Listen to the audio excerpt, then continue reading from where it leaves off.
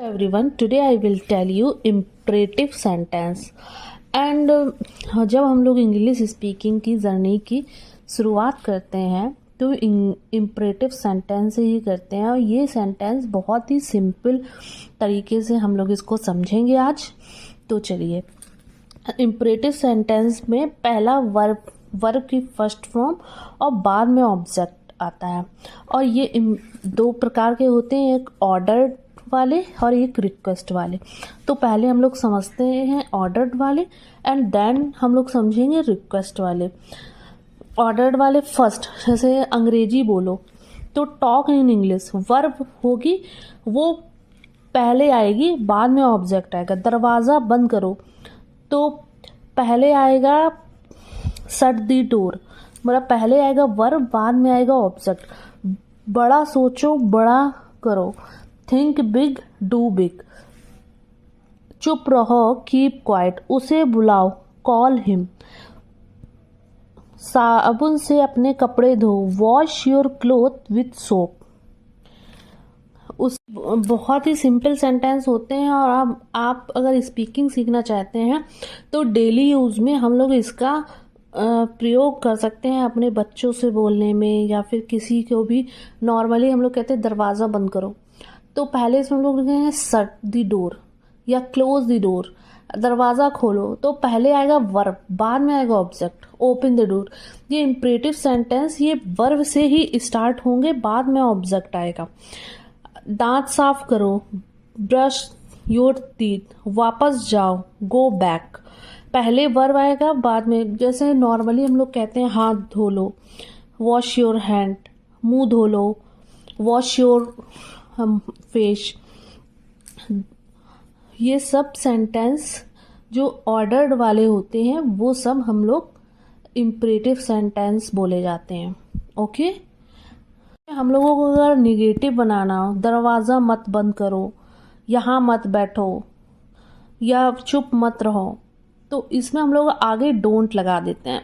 1 minute, ये देखिए, मेरे साथ मत चलो तो बस आगे आपको डोंट लगाना है और फिर वर्ब का फर्स्ट फॉर्म फिर ऑब्जेक्ट। ये इसका होता है स्ट्रक्चर, पहले डोंट फिर वर्ब का फर्स्ट फॉर्म और फिर ऑब्जेक्ट। मेरे साथ मत चलो, डोंट वॉक विथ मी, मेरा पीछा मत करो, डोंट फॉलो मी। दादाजी के कमरे पे मस्ती मत करो, don't make fun in grandpa room. ज़्यादा चाय मत पियो, don't take tea too much. इसमें हम लोग डोंट लगा देते हैं आगे और स्ट्रक्चर इसी की तरह रहता है सेम बिल्कुल। सो इसको हम लोग अगर हम लोग स्पीकिंग सीखना चाहते हैं तो हम लोगों को ये सेंटेंस डेली यूज़ करने ही हैं।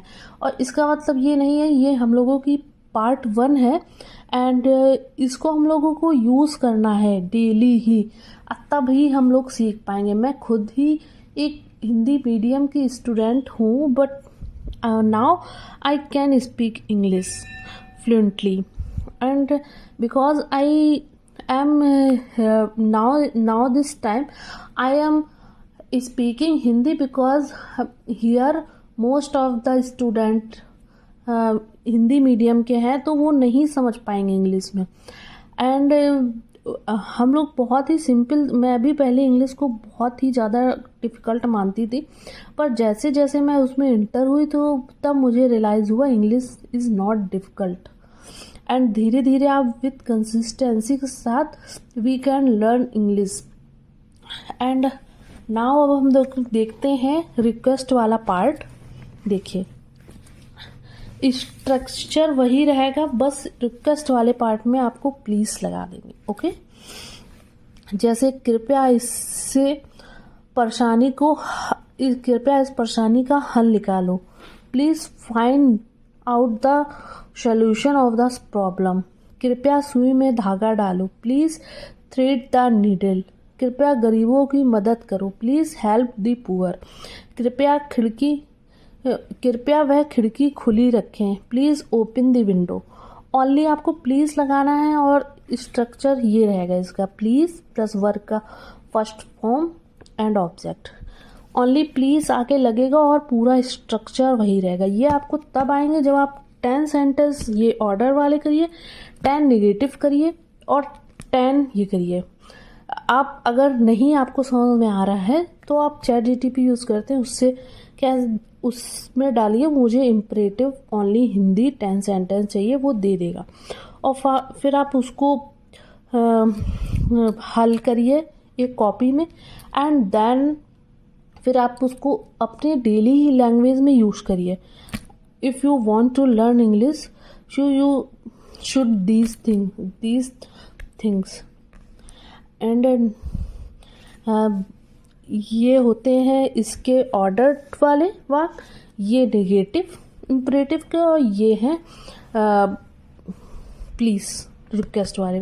मैंने बहुत सिंपल स्ट्रक्चर से आपको समझा दिया है। अब मैं आपको होमवर्क भी दूंगी। ओके।